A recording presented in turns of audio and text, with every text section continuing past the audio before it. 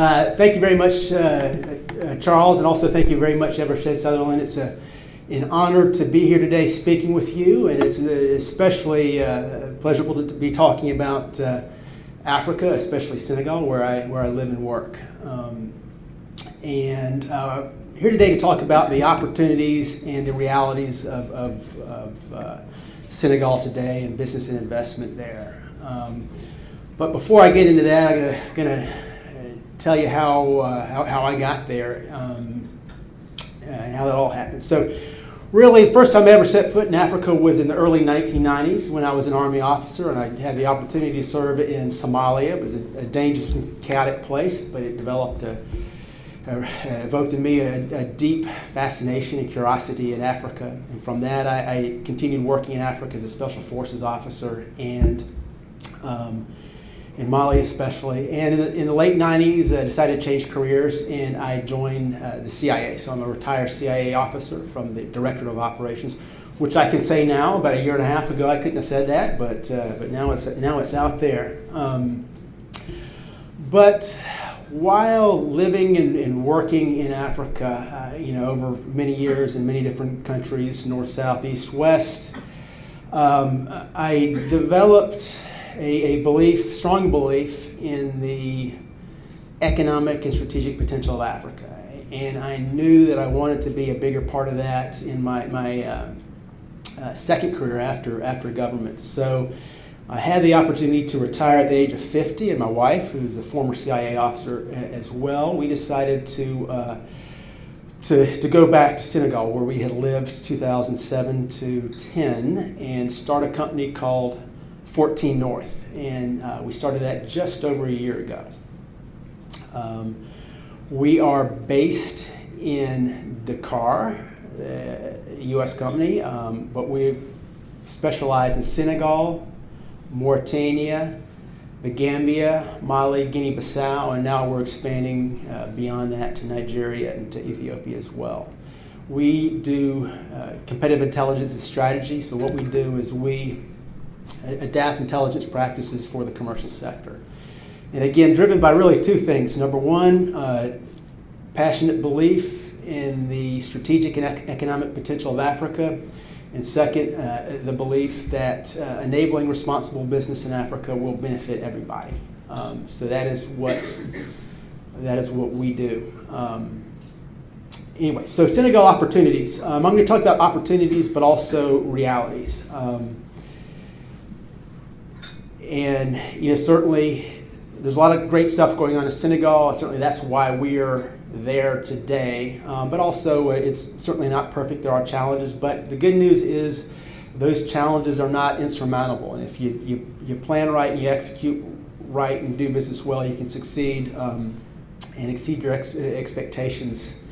But why Senegal? And the reasons why Senegal is a good destination, an attractive destination for investment and business is, there we go, Senegal. The reason it is an attractive destination for business today is one of the reasons I decided to go there. First off, it has a strong economy. I think a lot of you folks know that because you're involved in economics or investment or business in the region now.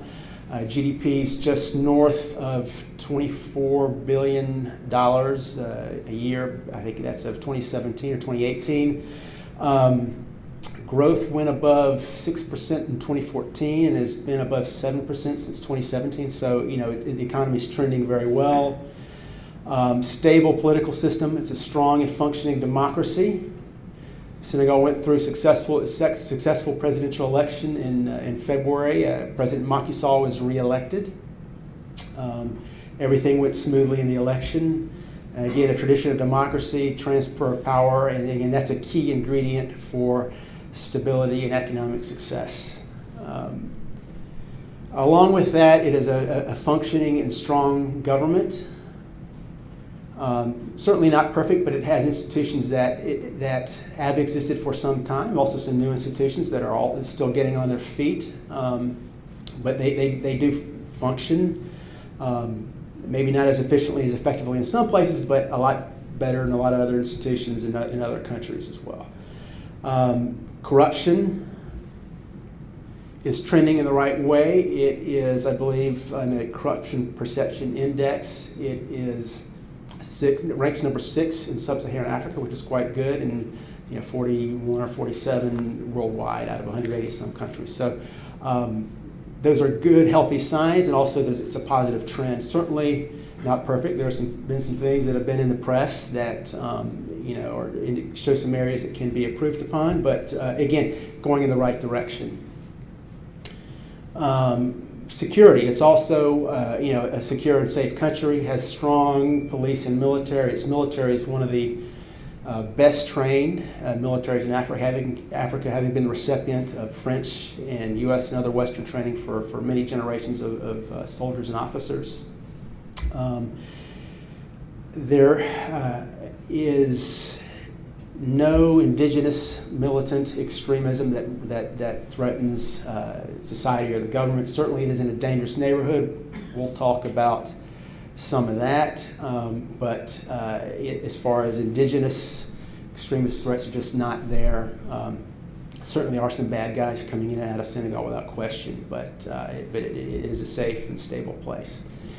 And finally, another very important thing, and it comes back to President Macky Sall and the work he's done. He launched in 2012 the Emerging Senegal plan, the Plan de Senegal Emergence, and it's a strategic plan with the ultimate goal of pushing Senegal or making it as an emerging economy by 2035. And it combines investment, structural reform, removal of bottlenecks to try to do that across a lot of different sectors.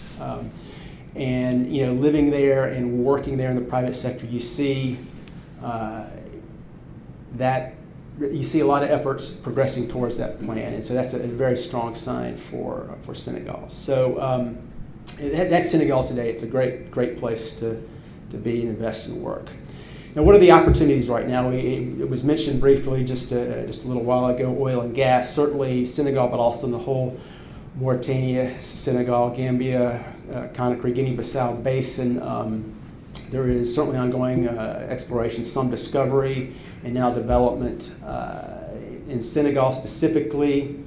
The gas field, the GTA gas field, Grand Tortue Amahem, which straddles the Senegal-Mauritania border, is being built now by BP and Cosmos. Push on here.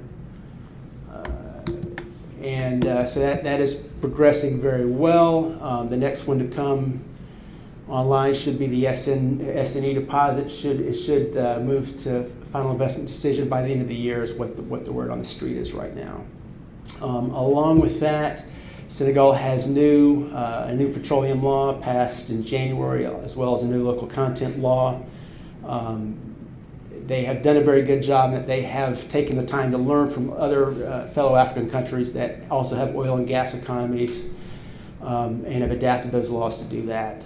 What's significant, we have the upcoming licensing round that was mentioned as well. What's significant about that is that this will be the first licensing round in which the new petroleum code will come into play. It has changed to benefit Senegal more so than the exploring company. Our take on it right now is that the government is cautiously optimistic with it. There is certainly some uncertainty as to how that will go with the new law, but overall it's positive. And there has been interest in those concessions. So along with the oil and gas, there's a significant opportunity in the overall energy sector, and specifically the conversion of a lot of the electrical power in Senegal to gas power. And right now it's predominantly heavy fuel oil. But what's significant with that is that there is ongoing structural reform of Senelec, which is a national electric company. In its current form, it's just not sustainable. It cannot continue to operate and function with the current model. Fortunately, the government and leadership in the Ministry of Petroleum and Energy recognize that and have agreed, working with a lot of donors, U.S. government, World Bank, to reform it, to increase privatization. That is ongoing and certainly still progressing. I believe right now Senelec itself produces 50% of Senegal's energy. The ultimate goal is to have that down to 10% with the private sector filling in the rest. So this is a phenomenal opportunity in the field of electric power production for independent power producers. Along with that, supporting that, there's also a lot of donor financing. The U.S. Millennium Challenge Corporation last year signed a new compact, $600 million worth of investment in Senegal's electrical sector, specifically distribution systems, some rural electricity, and also a policy piece along with that. And that marries well with World Bank package and other European donor packages that push the investment entity to just close to $1 billion, which is significant. Again, a lot of opportunity in that area. Also, along with donor financing, about a year ago, the U.S. government announced the formation of the International Development Finance Corporation, which has the goal of investing over $60 billion in donor financing, donor investment to advance developmental goals worldwide. Certainly a good portion of that will go to Africa, and I'm sure a good portion to Senegal. Right now, the U.S. government is in the process of determining how that will actually be doled out, decisions on that being made. Something we're following very closely, but significant. You don't have to be an American company to be a recipient of that. So it's a great opportunity for investors and businesses in Africa. And along with the energy and donor assistance, oil and gas, and the growth of the economy, that will generate lots of secondary and tertiary opportunities in businesses that are either directly or indirectly related, services sectors, manufacturing as well. So a lot of opportunities will come from the overall growth in Senegal. Also, Senegal is a regional hub, which for the Sahel region. It has a modern airport, direct flights to a lot of the region, pretty much all the regional African countries. A port, soon to be multiple ports that can sustain a lot of the transportation to the landlocked countries. So, also a lot of opportunity in that area. Direct flights to Europe, direct flights to the States. So it's very easy to do business in Senegal from Europe or the United States. But now let's talk about Senegal realities. Certainly it has a lot going on with it, and I'm a big believer in Senegal. That's why I am there. Moving on. Move to Senegal realities. There are some things that you need to understand to operate there, to succeed there. A lot of people talk about oil and gas and the oil and gas economy and how that's going to move Senegal forward, and that's certainly right. It can move Senegal forward, and I suspect that it will. But at the same time, Senegal has never had to manage an oil and gas economy, so you don't have the experience, certainly in government and other institutions that need to manage and to advance that. That is a challenge, and we've seen some hiccups in that. Nothing uninsurmountable, but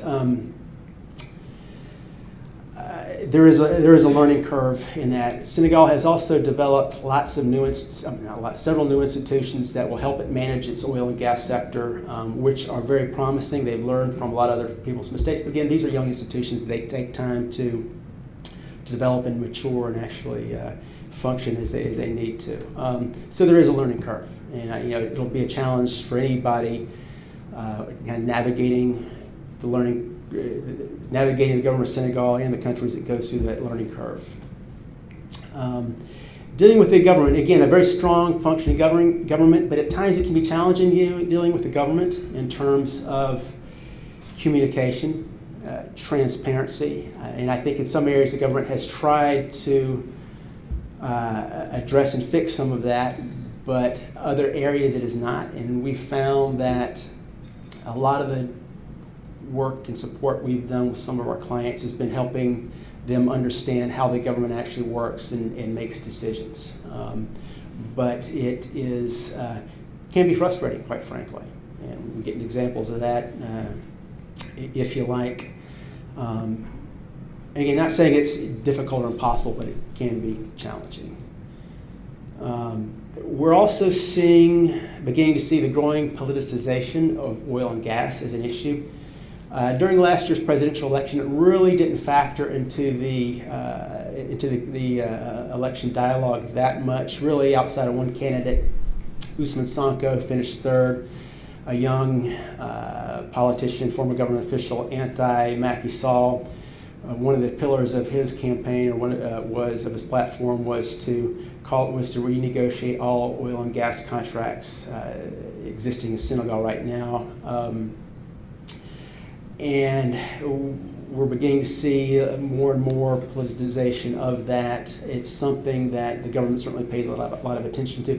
Not out of control now, but it's just something to watch, especially as we move towards legislative and local elections in the next year or two. With the next presidential election in 2024. Politics, also a very, very big issue. President Macky Sall is a strong, very effective president, and I think he's well prepared to continue leading Senegal into the future without question. At the same time, he is a hard-nosed politician, and he pulled out all the stops in winning his re-election. He knows the political game. He plays tough, which is not unexpected. But we do see, and are beginning to still see, even more than I thought we would have seen, politics factor into government decision making. Not that it is necessarily the primary consideration or criteria in making government decisions, but it is there. And any company or investor operating in Senegal needs to understand that and calculate that into planning. And again, next presidential election is 2024. He has not, announced, anointed a successor yet. Still a bit early for that, but people are watching that quite closely. China and balancing partnerships. China, obviously a power country in Africa. It does have a strong relationship with Senegal. Senegal was the first West African country to join the Belt and Road Initiative. You do see Chinese investment engagement there. However, it is not as strong as it is in other parts of Africa. It's something to be aware of because it is an international player. It is present, and it does have influence politically and economically.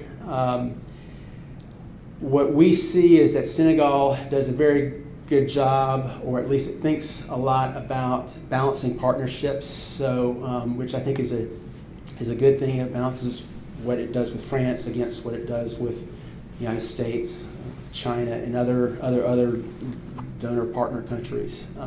But again, that's a consideration to think about. I know we closely followed a U.S. power company that was gunning really hard to win and move forward with a $100 million rural electricity project. And it was just, they were clearly the best qualified company, but really the Chinese were given the advantage throughout the decision-making process with some tough decisions and some clear favoritism there, possible corruption. Good news is, over a year of going back and forth, the Chinese company did not get the contract. I think that certainly the better prepared company did. But if you're competing against Chinese companies, you do have to take their practices into consideration, but also how the government balances relationships. Another reality is also the Sahel crisis. So the Senegal is very stable. It is in a dangerous neighborhood, and you have Burkina Faso, you have Mali and Niger, where there is militant terrorism, weak governance, and the countries are weakening and not getting stronger, everything trending the wrong way. Today, the good news is that to date, those crises have not really affected Senegal or its economy, which is significant in that certainly trade with Mali is important for Senegal. But it's something important to watch. And again, Senegal has a very strong military. It recognizes the severity of the crisis. I'm not saying it's going to spread there. I don't think it will. But it is something that over the long term will be there. Again, the crisis there is not going to end anytime soon, and it's just something to be aware of. Yeah, so we follow very closely. We just opened up an office in Bamako so we can better support people up there. So those are the realities of working in Senegal today. Talking about the neighborhood, there are also opportunities in the neighborhood as well. We have Mauritania to Senegal's north, which is you hear a lot about now. Just went through a presidential election. I think it's a country very much in transition, and it's also has an oil and gas economy as well. I mentioned the GTA deposit that BP Cosmos are developing right now. It is actually shared by Senegal and Mauritania. It's an offshore gas deposit. It straddles the Senegal and Mauritania offshore border. There's also exploration in other parts of Mauritanian offshore territory as well. Very different country than Senegal culturally, politically, but there is opportunity there, but there are also challenges there as well, different challenges. We also have Guinea Bissau to the south, a troubled country with phenomenally weak government just coming, I don't want to say coming out of, but beginning to come out of a governmental crisis, a crisis democracy where the government had not been, simply had not been formed in several years' time. Now there are finally going to be presidential elections, but there's not a lot of, optimism right now about how it's going to go. There is oil and gas exploration there, which is positive, but the question comes back, can the government even deal with that?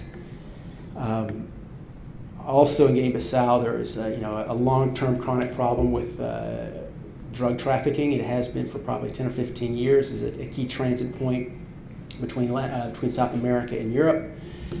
That there are regular busts of large amounts of cocaine in Guinea-Bissau. There is no baseline of kind of the volume that's going through. So the drug busts you get, people try to determine baseline going through based on that, but no one knows. And that certainly does have a destabilizing effect. Some of that certainly passes through Senegal. Authorities there are trying to crack down. Certainly some of it gets through. So there is, Guinea-Bissau certainly opportunity with oil and gas, but there's a lot of downside, a lot of risk as well. With that, that was a quick kind of water ski through Senegal right now. With that, I wanted to open it up and see if you have any questions, field any questions.